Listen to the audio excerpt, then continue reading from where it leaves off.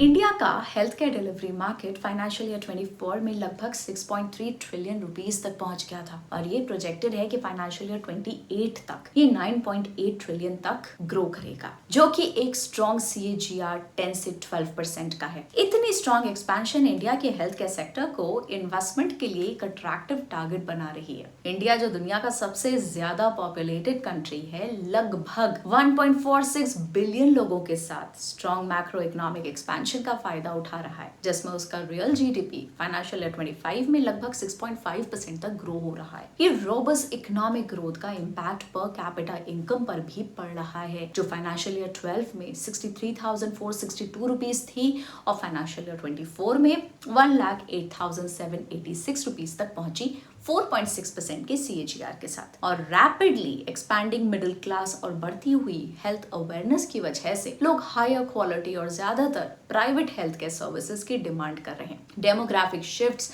जैसे कि बढ़ता हुआ मीडियन एज और लाइफस्टाइल रिलेटेड इलनेसेस का सर्ज, जिसमें अब non communicable diseases Indian deaths का लगभग 63% है, ये सब हेल्थ केयर सॉल्यूशंस की जरूरत और ज्यादा बढ़ा रही हैं। मार्केट में मेडिकल टूरिज्म का डिमांड भी बढ़ रहा है, जो कोविड के बाद डिक्लाइन हो गया था। फॉरेन पेशेंट नंबर्स 2022 में 4,80,000 से बढ़कर 2024 में 7,30,000 हो गए हैं, जो हॉस्पिटल रेवेन्यूज का 10 से 12% कंट्रीब्यूट कर रहे हैं और 2027 तक $18 बिलियन तक पहुंचने की उम्मीद है। ये इंक्रीज डायरेक्टली इस वजह से है कि हेल्थ केयर सर्विसेज इंडिया में डेवलप कंट्रीज के कंपैरिजन में सिर्फ 50% कॉस्ट पर मिलती हैं। एक और पिवटल एलिमेंट जो इस ग्रोथ स्टोरी को ड्राइव कर रहा है वो है गवर्नमेंट की प्रोएक्टिव पॉलिसी सपोर्ट और हेल्थ केयर पर बढ़ता हुआ एक्सपेंडिचर। यूनियन बजट 25-26 में हेल्थ एलोकेशंस को इम्प्रेसिव 11% से बढ़ाकर 99,859 करोड़ रुपीस कर दिया गया है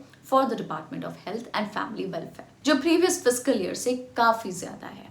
अब जब हमने इंडिया के हेल्थ केयर बूम के डिमांड ड्राइवर्स को समझ लिया है, तो चलिए अब हम देखते हैं कि लीडिंग चेन्स ग्राउंड लेवल पे कैसे परफॉर्म कर रही हैं और उन्हें किन की रिस्क और चैलेंजेस का सामना करना पड़ रहा है। प्राइवेट सेक्टर का डोमिनेंट और एक्सपैंडिंग रोल इंडिया के हेल्थ केयर लैंडस्केप का एक क्रिटिकल एस्पेक्ट है। जबकि हेल्थ केयर सर्विसेज गवर्नमेंट और प्राइवेट प्लेयर्स दोनों के द्वारा प्रोवाइड की जाती हैं, सर्विसेज की प्रोविजन ज्यादातर प्राइवेट सेक्टर के पास है। इसीलिए प्राइवेट सेक्टर ने फाइनेंशियल ईयर 19 में हेल्थ केयर डिलीवरी रेवेन्यूज का 64% शेयर किया था और ये प्रोजेक्टेड है कि फाइनेंशियल ईयर 28 तक ये शेयर लगभग 69% तक बढ़ जाएगा। जबकि प्राइवेट सेक्टर का मार्केट शेयर में 5% का इंक्रीमेंट मॉडस्ट लग सकता है, पर एब्सोल्यूट टर्म्स में इसका इम्पैक्ट काफी स्ट्राइकिंग है। फॉर एग्जाम्पल फाइनेंशियल ईयर 19 में 5% market share 195 billion rupees annually का था, जो फाइनेंशियल ईयर 28 तक 490 बिलियन रुपीस तक ग्रो करने की उम्मीद है, जैसे जैसे टोटल मार्केट एक्सपैंड हो रहा है। ये प्राइवेट प्लेयर्स के लिए लगभग 295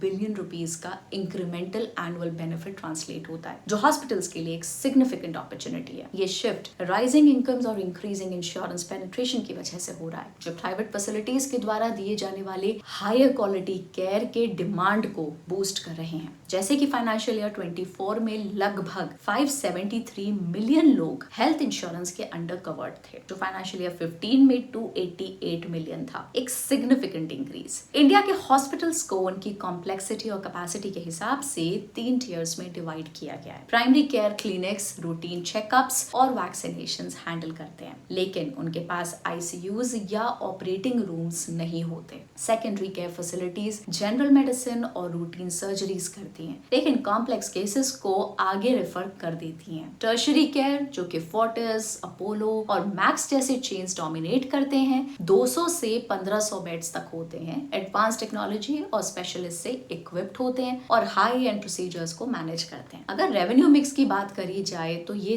2 मेजर कैटेगरीज में डिवाइड होते हैं। इनपेशेंट बेड चार्जेस, डॉक्टर फी, डायग्नोस्टिक्स, कंज्यूमेबल्स और प्रोसीजर फीस, और out patient consultations, minor surgeries और लैब वर्क। जबकि OPD विजिट्स का 75% शेयर है। IPD फाइनेंशियल ईयर 24 रेवेन्यूज का लगभग 71% ड्राइव करता है, जो ये दिखाता है कि कॉम्प्लेक्स और हाई वैल्यू सर्विसेज सबसे ज्यादा प्रॉफिटेबल होती हैं। एक पॉइंट जो नोट करने वाला है वो ये है कि health care demand non cyclical होती है। ग्लोबल रिसेशंस के दौरान भी रेवेन्यू स्टेबल रहते हैं और मार्जिन सिर्फ थोड़ा ही डिप करते हैं, क्योंकि लोगों को हेल्थ केयर की जरूरत होती है चाहे इकोनॉमिक कंडीशन जो भी चल रही हो। लेकिन हॉस्पिटल्स कैपिटल इंटेंसिव होते हैं। टर्शरी केयर के लिए टियर 1 सिटीज में लैंड, कंस्ट्रक्शन और इक्विपमेंट का कॉस्ट लगभग 10 to 12 मिलियन रुपीस पर बेड होता है। नए फैसिलिटीज को इनिशियल लॉसेस का एक जेस्टेशन पीरियड झेलना पड़ता है जब तक ऑक्यूपेंसी ना बढ़ जाए। और मैच्योर हॉस्पिटल्स अपने संक कॉस्ट को ज्यादा पेशेंट्स के साथ स्प्रेड करते हैं, जो स्टेडीली मार्जिन्स इंप्रूव करते हैं और स्टेडी कैश फ्लोज जनरेट करते हैं। फॉर एग्जांपल, ग्लोबल हेल्थ में फाइनेंशियल ईयर 25 तक मैच्योर्ड हॉस्पिटल्स ने अपनी टोटल इनकम में 10.6% का इंक्रीज देखा। एबिटा में 12.1% की ग्रोथ हुई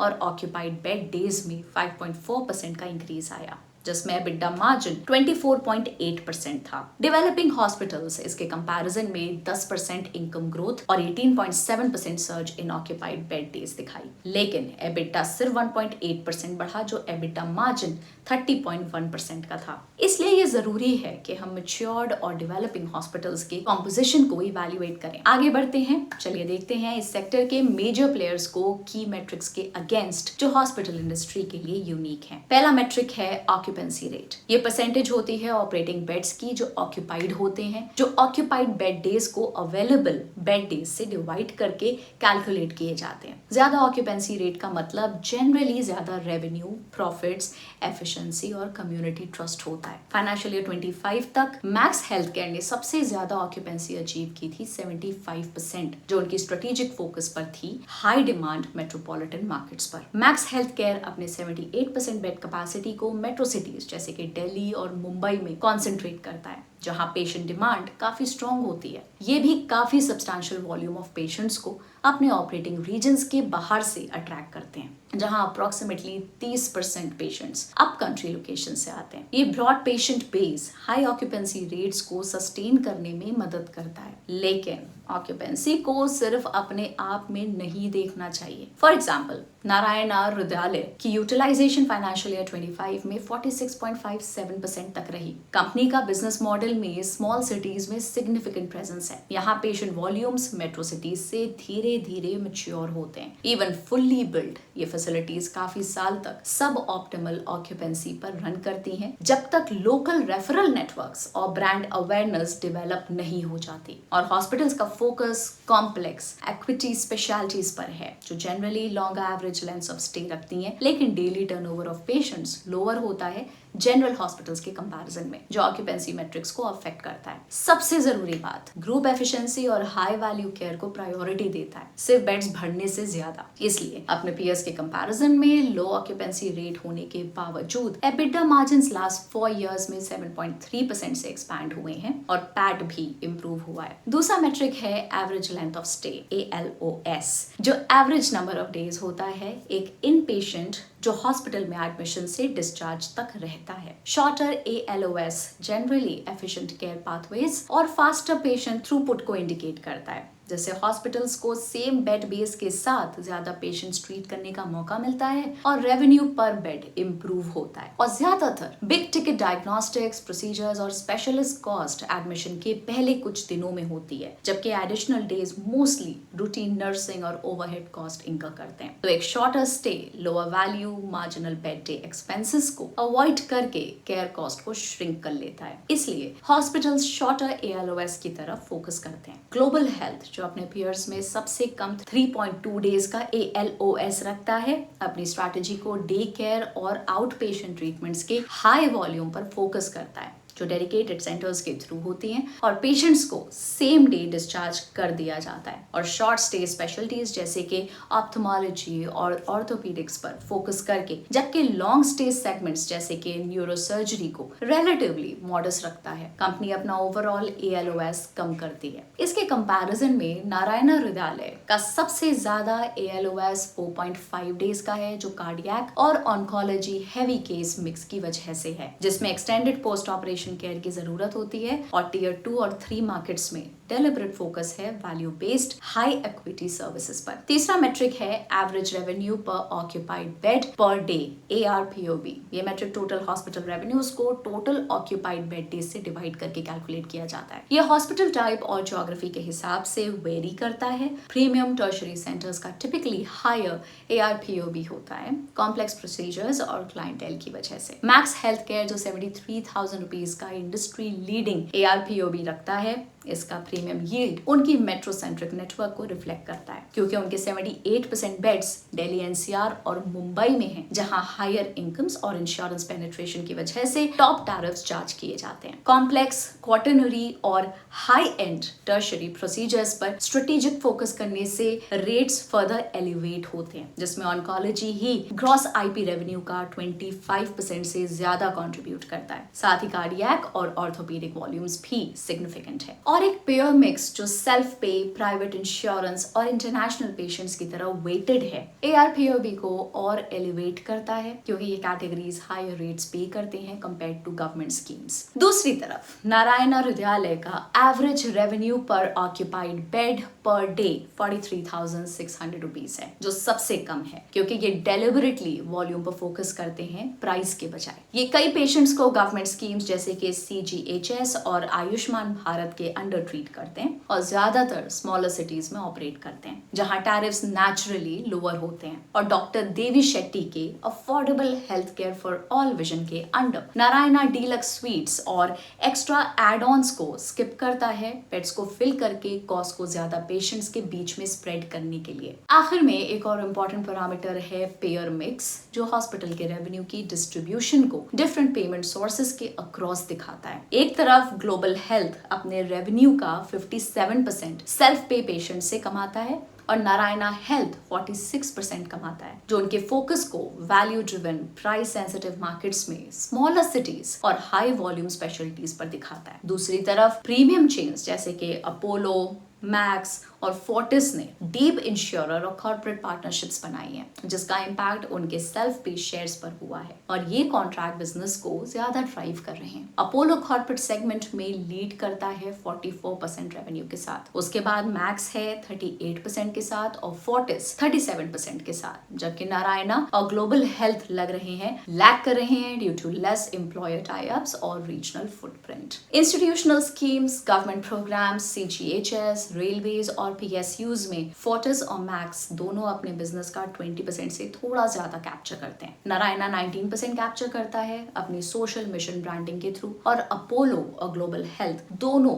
लगभग 10% पे हैं। आखिर में मेडिकल टूरिज्म में मैक्स 8.8% कमांड करता है और फोर्टिस 7.8%, अपोलो 5% पर है और नारायणा और ग्लोबल हेल्थ दोनों 4% पे हैं। ओवरऑल पिछले 5 सालों में इंडिया के टॉप प्राइवेट हॉस्पिटल चेन्स ने ना सिर्फ strong double digit revenue CAGRs deliver किए हैं, बल्कि उन गेन्स को इवन फास्टर प्रॉफिट ग्रोथ के साथ आउटपेस किया है, जो मार्जिन वाइडनिंग का क्लियर साइन है। ये प्रॉफिट आउट परफॉर्मेंस कुछ कॉमन फैक्टर्स को रिफ्लेक्ट करती है जो इंडस्ट्री के अक्रॉस देखे जाते हैं। हायर इंश्योरेंस पेनिट्रेशन और कॉर्पोरेट कॉन्ट्रैक्ट्स जो वॉल्यूम्स को बेटर पेइंग सेगमेंट्स की तरफ शिफ्ट करते हैं, रिगरस कॉस्ट कंट्रोल्स और scale driven operating leverage, service lines का प्रीमियमाइजेशन और डिजिटल और एसेट लाइट केयर मॉडल्स का रोल आउट जो एफिशिएंसी को बूस्ट करते हैं। जब प्रॉफिटेबिलिटी बढ़ी है, शेयर प्राइसेस भी उसके साथ बढ़े हैं, जिसमें मैक्स 51% स्टॉक प्राइस CAGR के साथ लीड करता है। नारायणा और फोर्टिस ने मिड 40% गेन्स दिए हैं और अपोलो ने 39% अपलिफ्ट दिया है। इसके रिजल्ट्स में लीडिंग चेन्स अब अप्रॉक्सीमेटली 30 से 60x EV/EBITDA मल्टीपल्स पे ट्रेड कर रहे हैं, जो उनके 10 ईयर मीडियन से काफी ज्यादा है। ये प्रीमियम सस्टेन्ड मार्जिन एक्सपेंशन और स्ट्रॉन्ग ROEs पे कॉन्फिडेंस को रिफ्लेक्ट करता है। लेकिन अगर प्रॉफिट ग्रोथ स्लो होती है तो एरर के लिए कम जगह छूटेगी। फ्यूचर ग्रोथ ड्राइव करने के लिए हॉस्पिटल्स अपने पीयर ग्रुप में aggressive capital expenditure plan set कर रहे हैं। अपोलो हॉस्पिटल्स नेक्स्ट 3 से 4 सालों में 5500 CR इन्वेस्ट करने वाले हैं, जिससे 3600 बेड्स ऐड किए जाएंगे और 450 से 500 CR एनुअली मेंटेनेंस के लिए एलोकेट किए जाएंगे। नारायणा हृदयालय ने अपनी एक्सपेंशन एफर्ट्स के लिए 2974 CR एलोकेट किए। वहीं ग्लोबल हेल्थ ने 3500 से 4000 CR का इन्वेस्टमेंट प्लान किया है नेक्स्ट 5 years में। जिससे लगभग 3000 बेड्स ऐड किए जाएंगे और मैक्स हेल्थ केयर ने 5827 CR फाइनेंशियल ईयर 28 तक कमिट किया है। ये सब्सटैंशियल इन्वेस्टमेंट्स इंडस्ट्री की बोल्ड स्ट्रैटेजी को हाईलाइट करते हैं, जिसमें कैपेसिटी को स्केल करना और राइजिंग डिमांड को मीट करना है। लेकिन की क्वेश्चन ये है, क्या ये कैपेक्स एफर्ट्स वो रिटर्न्स डिलीवर करेंगे जो उनके प्रीमियम वैल्यूएशंस को जस्टिफाई कर सकें? और